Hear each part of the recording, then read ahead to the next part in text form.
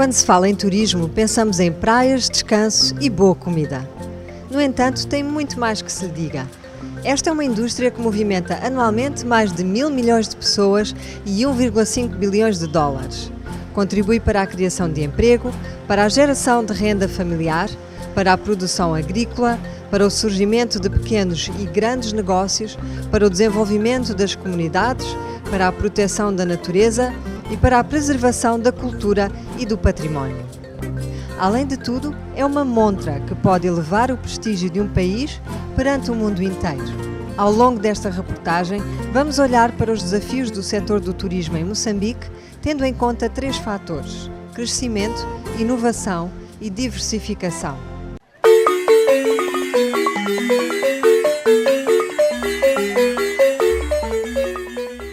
Oh, as belas terras do meu África, país, e os belos animais astutos, ágeis e fortes dos matos do meu país, e os belos rios, e os belos lagos, e os belos peixes, e as belas aves dos céus do meu país, e todos os nomes que eu amo, belos na língua ronga, Macua, Swahili, Xangana, Xitsua e Bitonga, dos negros de Camanguine, Zavala, Muponda, Xixibuca, Zonguen, Ribau e Mussuril. Que se banjulo! Que se banjulo!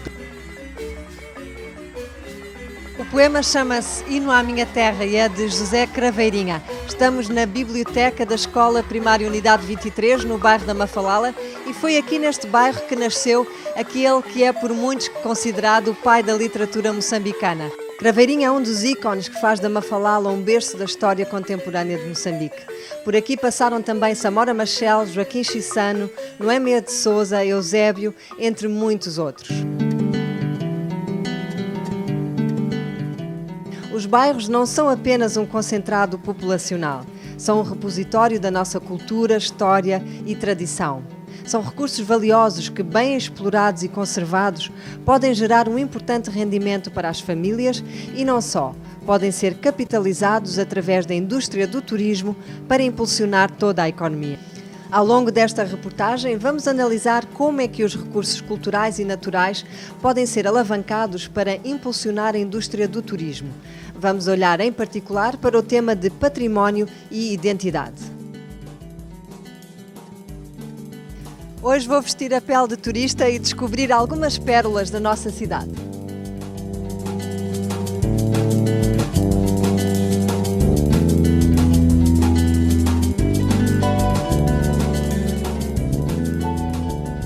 Por entre avenidas e becos, espreitando entre chapas de zinco e janelas de madeira, vamos descobrindo o bairro que é considerado uma amostra de Moçambique em toda a sua diversidade. É necessário realmente que a gente não tenha medo de descobrir os nossos bairros e não tenha medo até de convidar pessoas para conviverem connosco lá. Ali está depositada a verdadeira alma deste povo. Ao visitar a Mafalala, aprendemos sobre a história contemporânea do país, as glórias do desporto nacional e os fundadores da nossa música e literatura. Foi aqui que, na década de 1930, despertaram os ritmos da marrabenta. Atrás de mim ficava a famosa Associação dos Comorianos, onde se dançava até rebentar. E para conhecer melhor esta relação entre a Mafalala e a marrabenta, nada melhor do que falar com um dos maiores ícones da música moçambicana, nascido e crescido aqui mesmo no bairro. Quisera compreender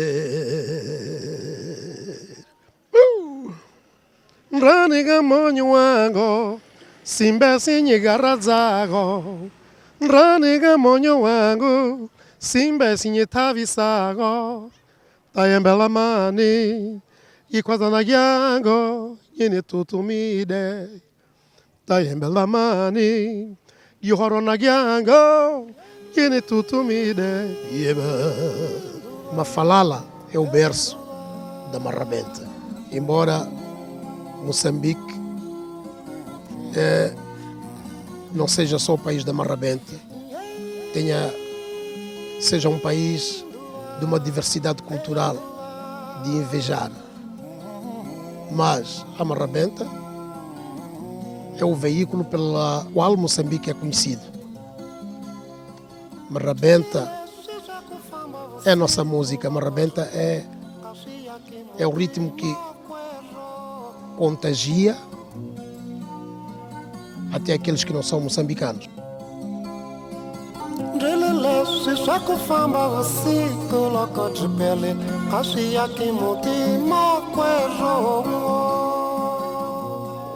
Para além de albergar as raízes do nosso património musical, o bairro da Mafalala ocupa um lugar de destaque no roteiro da luta de libertação nacional. Nas décadas de 1950 e 60, atrás das paredes de zinco, realizavam-se reuniões secretas entre figuras cimeiras da resistência ao colonialismo. Aqui nesta casa foi onde viveu o presidente Samora Machel, na altura era enfermeiro. Isto foi na década de 50 e foi antes de se juntar à luta de libertação. Aqui bem perto vamos encontrar o campo de futebol, onde Craveirinha descobriu o talento de Lourdes Mutol.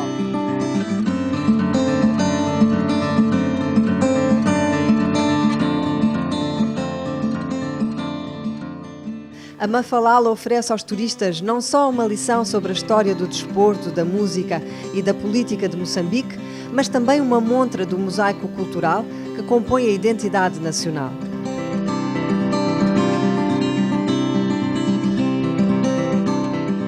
Ao passarmos esta porta, vamos ser transportados para a província de Nampula.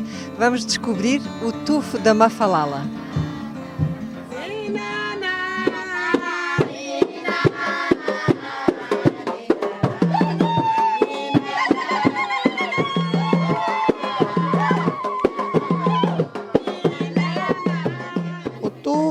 Começou na ilha de Moçambique. Quem estava a dançar era os homens naquela época. Depois deixaram os homens para as mulheres. O grupo já tem 50 anos. Para mim, o grupo quem deixou é meu sogro. Então eu fiquei com o grupo, comecei a trabalhar e arranjar as mamanas aqui e vamos levantar a nossa cultura de Nampula. A dança do tufo, tal como o Niau ou a Timbila, estes últimos classificados pela Unesco como Património Intangível da Humanidade, fazem parte dos valiosos recursos culturais que Moçambique possui. É esta diversidade que constitui a principal vantagem competitiva do país para o desenvolvimento da indústria do turismo. Como vimos, ao dobrar de cada esquina aqui na Mafalala, há história, há cultura e há tradição. E é isso que torna este bairro um destino fascinante para qualquer turista. Mas apesar do inegável interesse histórico e cultural, a falta de informação disponibilizada pelas agências de viagens ou balcões de informação turística faz com que o bairro seja pouco visitado. No ano passado, a Mafalala recebeu cerca de 1.500 turistas, na sua maioria estrangeiros. O mesmo que o bairro do Soweto, em Joanesburgo, recebe em apenas um dia. É uma disparidade muito grande. Isso está associado a toda uma infraestrutura de apoio que existe à volta do sistema turístico sul-africano e do facto das instituições trabalharem de forma integrada e entrosada também, desde as agências de viagem, as instituições públicas, o próprio município. Eu acho que a ideia de lugares como a Mafalala não tem que estar necessariamente num programa de destino Moçambique, tem que estar num programa de destino Maputo, né?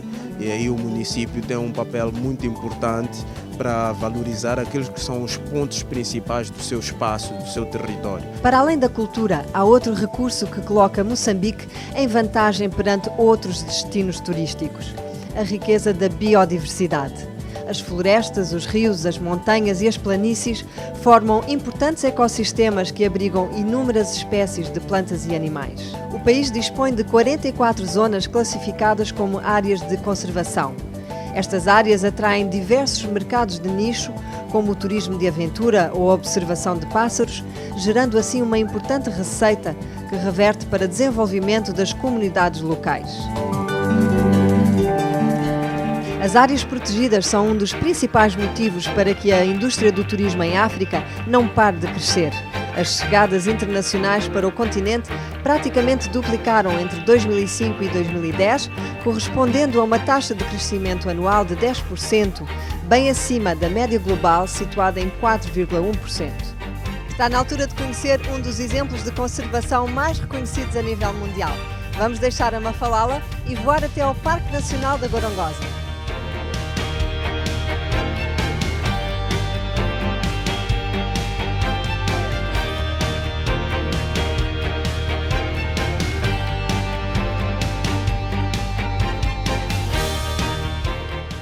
A zona da Gorongosa é um ex-libris da biodiversidade da savana africana.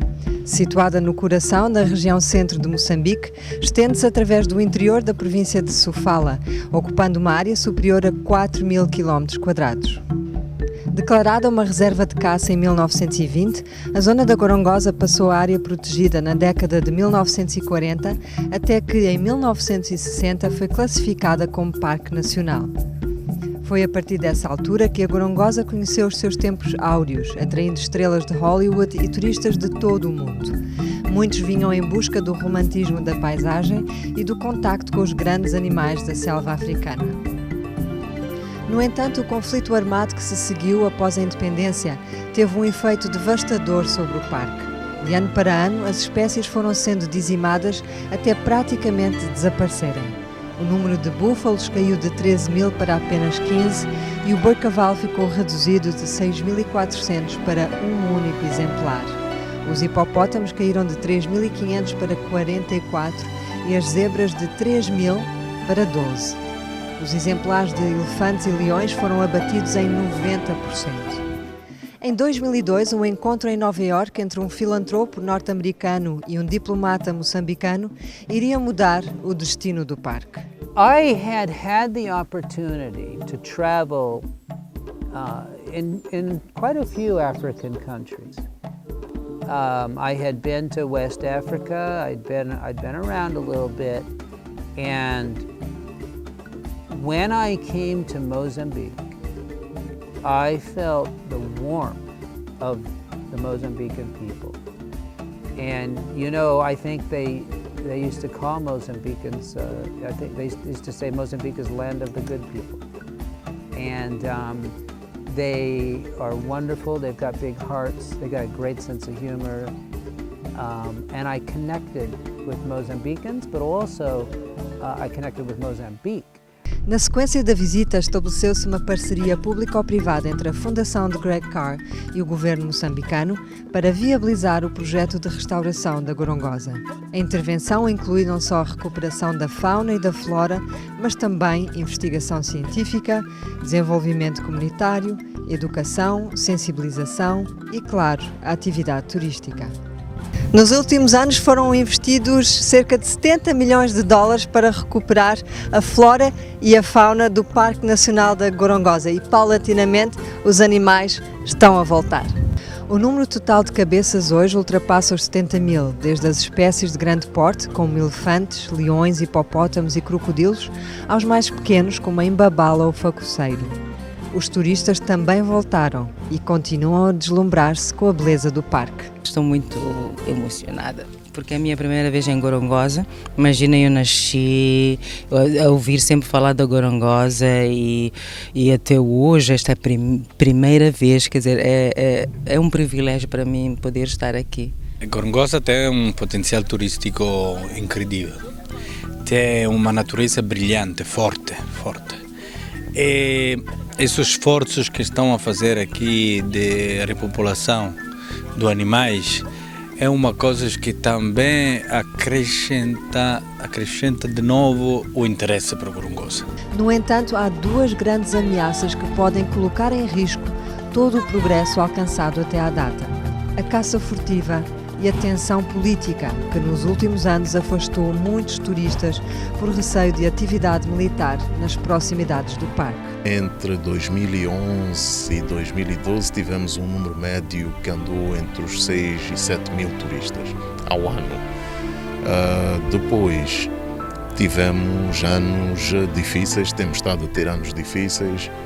Os últimos 3 anos andamos com pouco acima dos 1.100 turistas, houve um declínio no movimento turístico devido à conjuntura que o país esteve a viver, e então houve naturalmente um retraimento, não é, do movimento turístico, que me parece que este ano, pelos números que nós já registramos de visitas, ao fim do primeiro semestre, que a tendência se vai manter.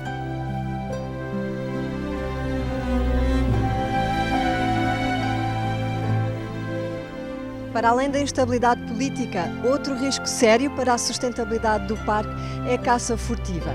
Para combater esta ameaça, nenhum esforço é poupado, incluindo os meios aéreos.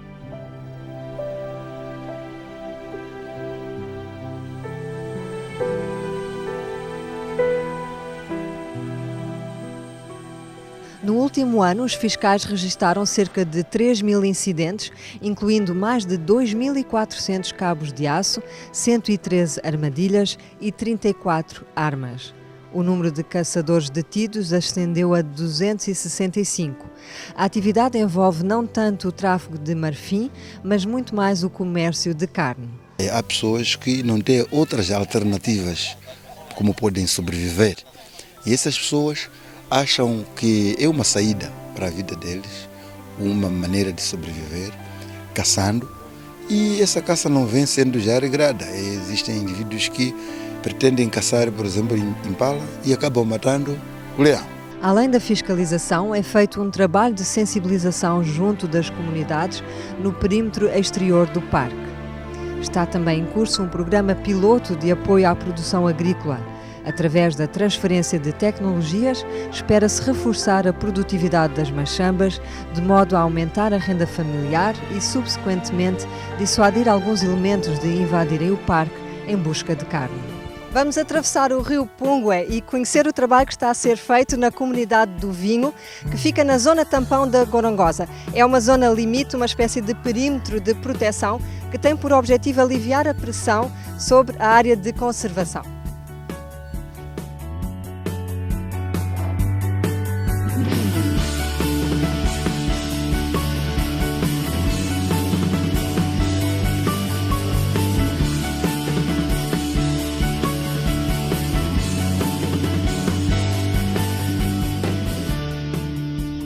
Temos passado a dar compassos das culturas, que é para num pequenino sítio eles consigam lá colher uma quantidade melhor que vai satisfazer as necessidades. Nos tempos fazia big machamba, depois tira milho pouco, tira maçamba pouco, tira tomate pouco, mas esse ano eu já levantei criança, roupa não é nada. Eu também de dormir, cobrir, assim está a fazer ideia desse próximo ano mesmo.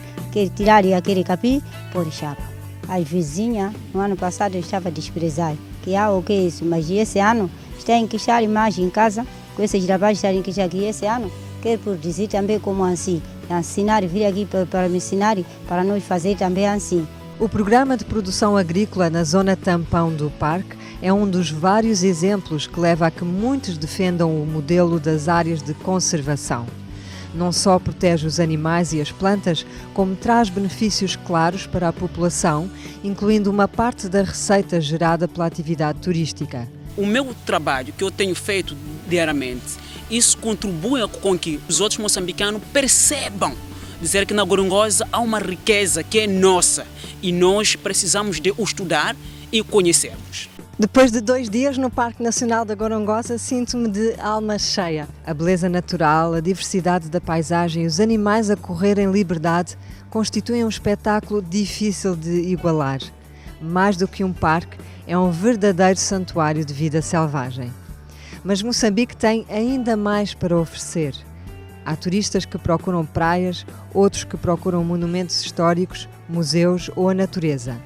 Mas há também quem procura um destino apenas para conhecer o local onde nasceu ou viveu um grande artista. À minha espera em Maputo está alguém muito especial.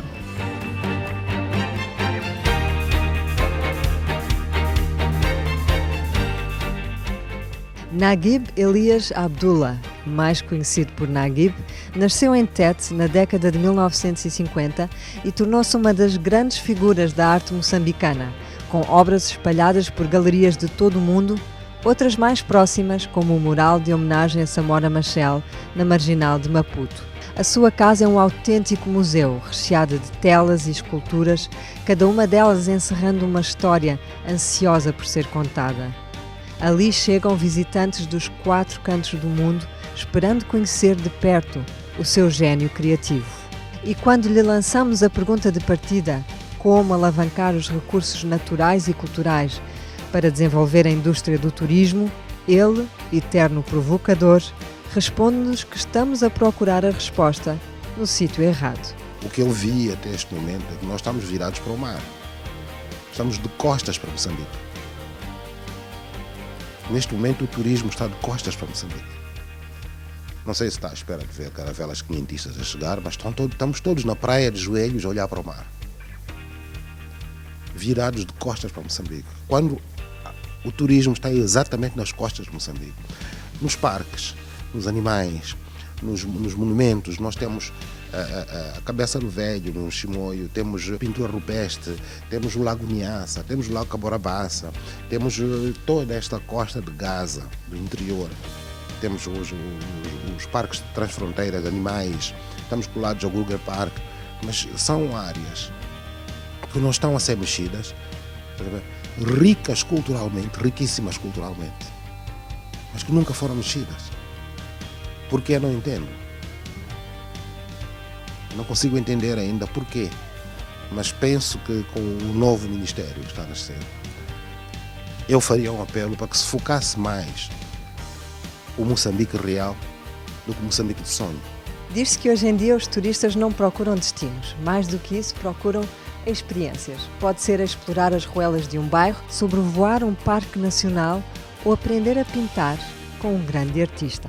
Essas experiências transformam-se em memórias preciosas que transportamos connosco onde quer que vamos.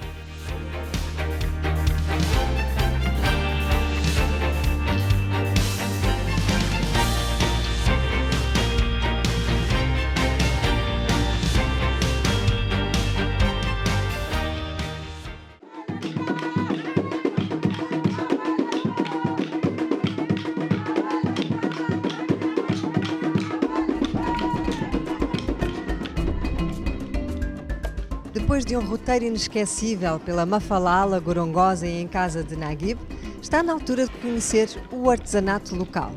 Nenhum turista que se preze volta para casa sem levar recordações para a família. Vamos até à Feima, Feira de Artesanato, Flores e Gastronomia de Maputo, apreciar o artesanato e falar com alguns artesãos.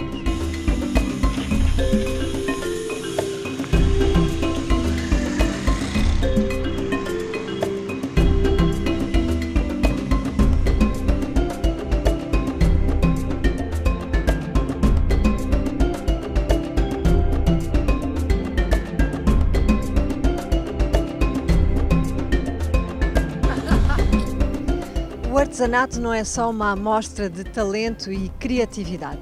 Para muitas famílias moçambicanas é também uma forma de sustento. Por mim, o rendimento serve para sustentar a família e também conseguimos fazer alguns sonhos que nós já começamos a fazer.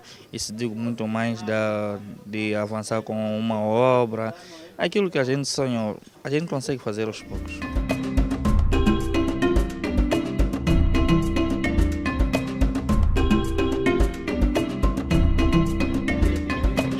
Tal como o Mário, há muitos jovens em Moçambique que encontram no artesanato uma maneira de seguir os seus sonhos. Se pensarmos que cerca de 80% da população tem menos de 35 anos, então a indústria do turismo poderá ser uma das respostas para resolver o difícil dilema do desemprego jovem. Vamos para o norte do país conhecer outros casos.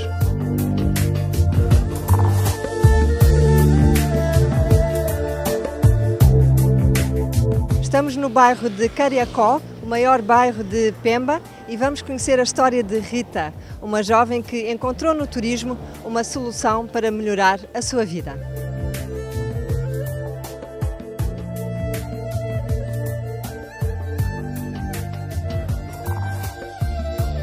Rita tem 29 anos e é mãe de 3 filhos que está a criar sozinha. Quando tinha 9 anos, os pais divorciaram-se e ela foi para a casa paterna para cuidar das tarefas domésticas. Eu, como mulher, tinha que ficar com o papá a cuidar de pequenas coisas. Os meus irmãos vieram ficar com a mamã. só saí em casa de papá quando tinha 16 anos. Em plena adolescência, Rita voltou à casa materna e em pouco tempo tornou-se numa das estatísticas que coloca Moçambique entre os países com pior índice de desenvolvimento humano. 4 em cada 10 raparigas engravida antes de completar 20 anos. Este dado contribui para que diariamente em Moçambique 22 mulheres morram de complicações relacionadas com o parto. Eu não demorei, com 17 anos já estava a ficar de barriga. E calhou mal. Esse senhor, porque eu era pequena, sempre andou a mentir, vou te casar, não sei o quê. Acabei caindo na armadilha dele, sim. Quando atingiu os 20 anos, Rita tinha já 2 filhos. Aos 27, nasceu o terceiro. Além de criar os filhos, ela tinha que ajudar a sustentar a família. Numa casa de 10 pessoas, apenas ela e o padrasto tinham rendimento.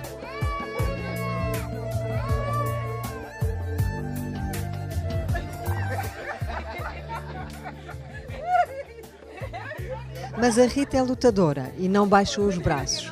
Atenta às oportunidades, ela encontrou no setor do turismo uma solução para melhorar a sua vida e da sua família.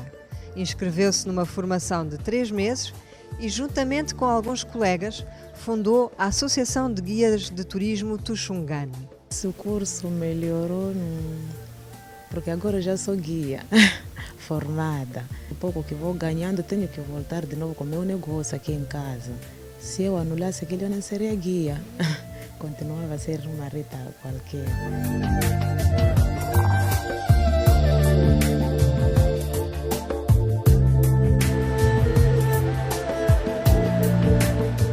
O bairro de Cariacó fica na outra margem da estrada, que nos conduz ao hotel mais luxuoso de Pemba. Pemba é a capital da província de Cabo Delgado, onde ficam as famosas jazidas de gás que ajudaram a colocar Moçambique entre os 10 países do mundo que atraem mais investimento direto estrangeiro. No entanto, o gás é um recurso finito que um dia irá esgotar-se. Pelo contrário, as praias, as ilhas, as reservas da natureza, a cultura e a tradição são recursos inesgotáveis.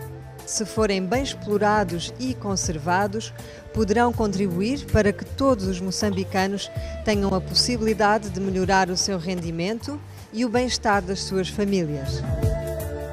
A questão que queremos levantar com esta reportagem é como planear e promover o turismo nacional para que o setor cresça de forma inclusiva e sustentável e para que Moçambique se posicione cada vez mais como um destino mundial de eleição.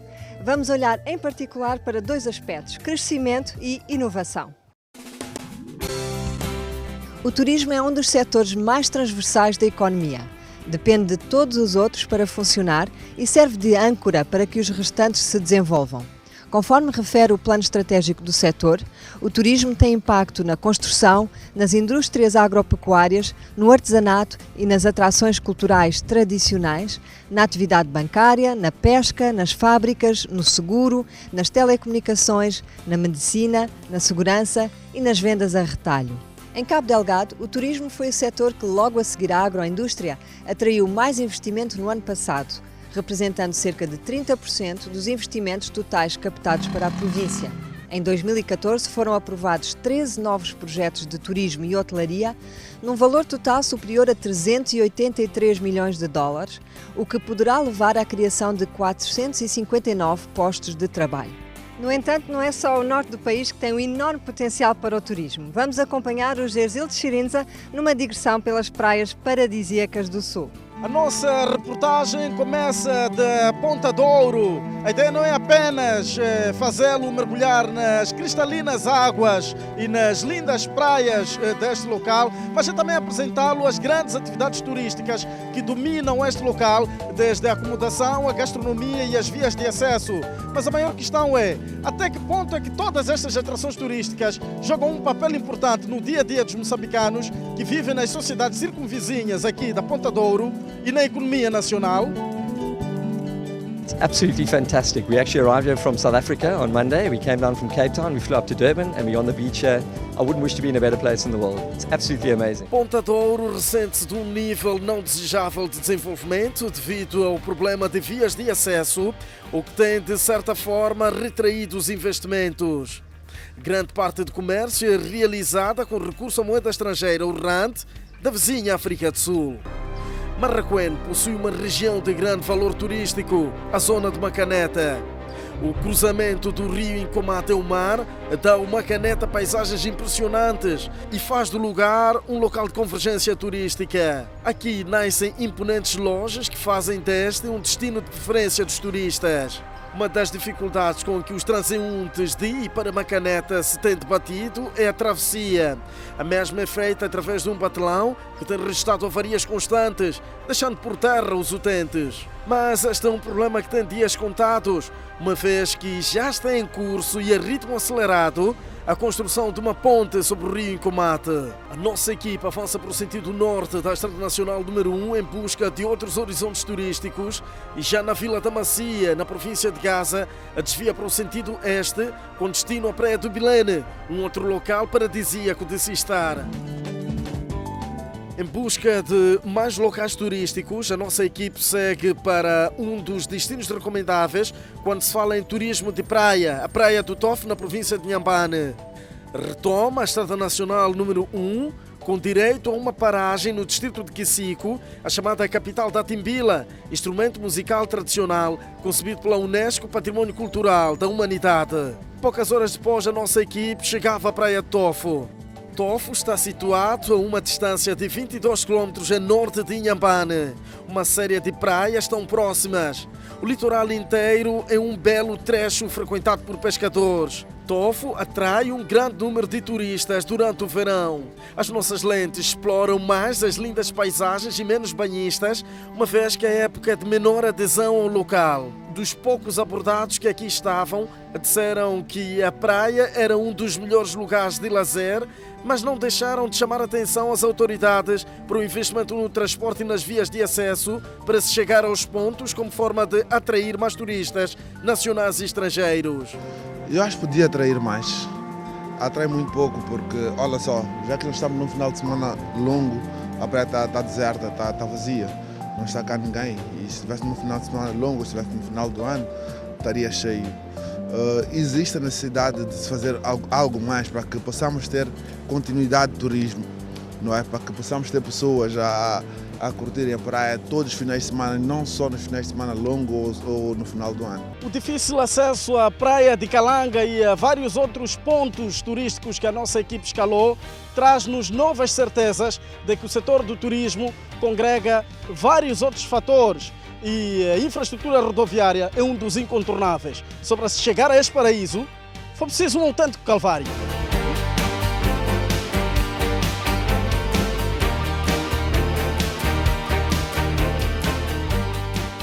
Obrigada, Gerzilde. Como vimos, Moçambique é um país abençoado pelos deuses.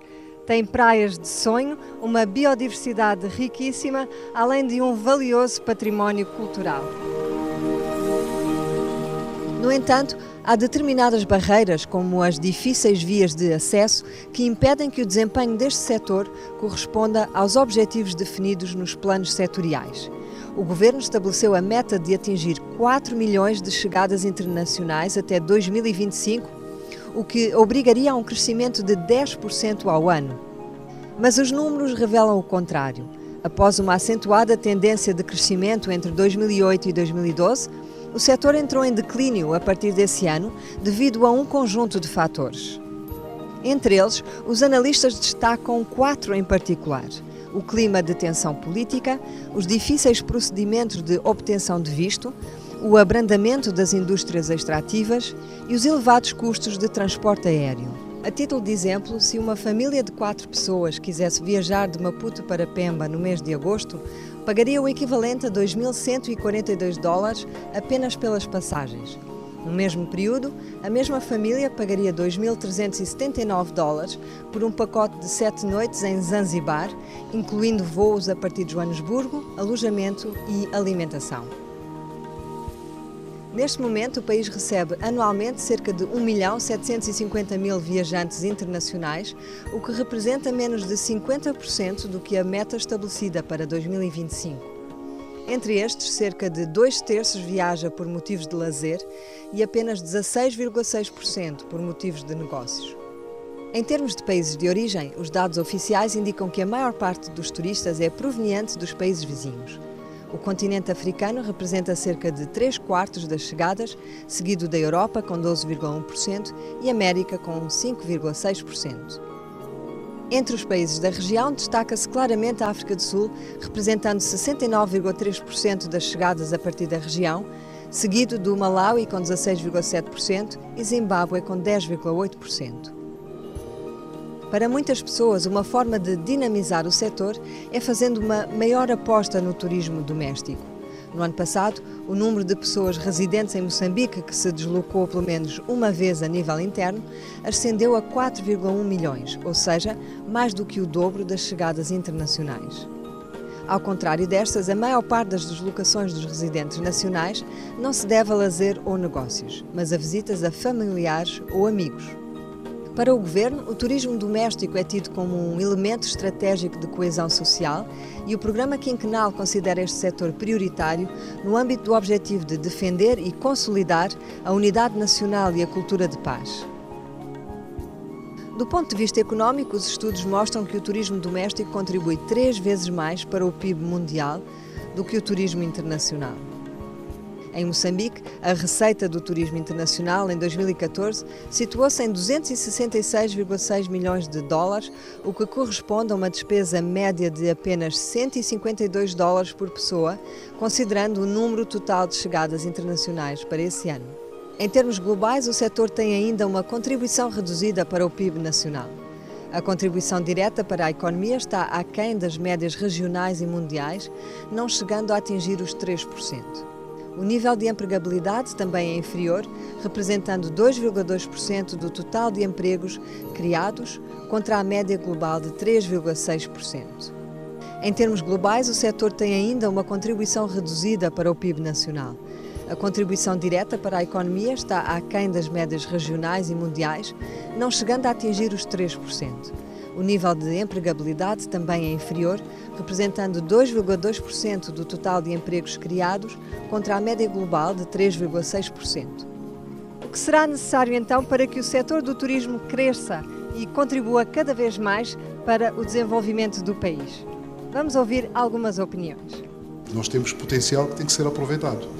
É que o turismo, diferentemente de outros setores, é um dos setores que tem maior possibilidade de criação de valor agregado. Outra condição que falta para o turismo é grande investimento público em infraestruturas básicas.